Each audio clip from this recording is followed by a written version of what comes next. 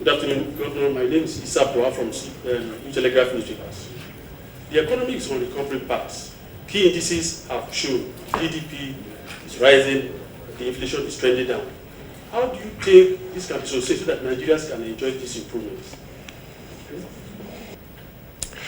New Telegraph talked about the fact that Nigerian economy has witnessed some improvements. What is CBN doing to ensure that this trend continues so that the economic prosperity of the country, that we can continue to see the prosperity? Well, I think, again, it is important that we continue to commend both the monetary and fiscal authorities for work that has been done for us to exit recession.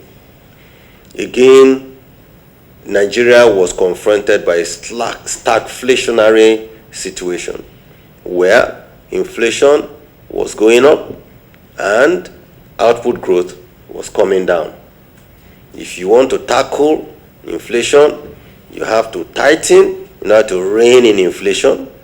And in the process of tightening to rein in inflation, you will take certain decisions that will hurt output growth, it will hurt capacity of financial institutions to grant credit, it will make it difficult for the creation of monies, liquidity will become very tight, and what that would do is that it will constrain manufacturing output and also inferentially also get to hurt output.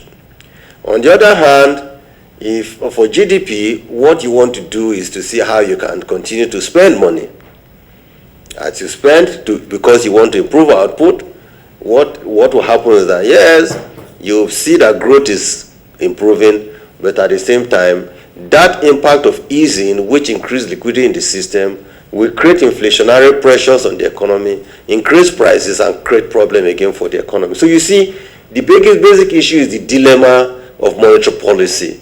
And that is why we say that, notwithstanding the peculiar situation that Nigeria finds itself, we are in a position where we are able to manage the balance, and monetary policy committee needed to be appreciated for the fact that rather than take on their own stance, which is price and monetary stability, they have said that they are going to adopt a stance of price and monetary stability that is conducive to growth. And that is why we're seeing what we're seeing indeed, and that is why Monetary Policy Committee prides itself that it has played a significant role in moderation of inflation, in the improved output growth that we're seeing, and overall improvement in the recovery of the economy.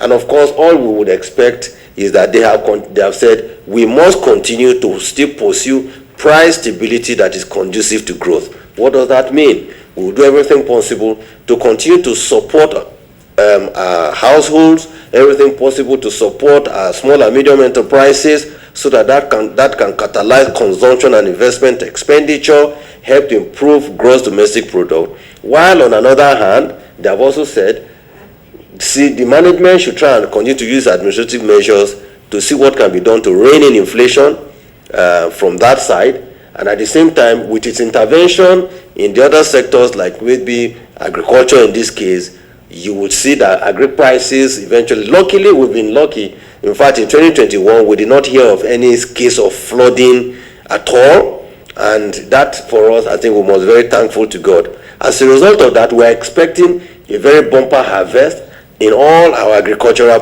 products. And if this happens, what that will do is that it will considerably dampen inflation and prices, which will continue to help our attempt to continue to rein in inflation and moderate prices in the economy. So we will continue to do these things.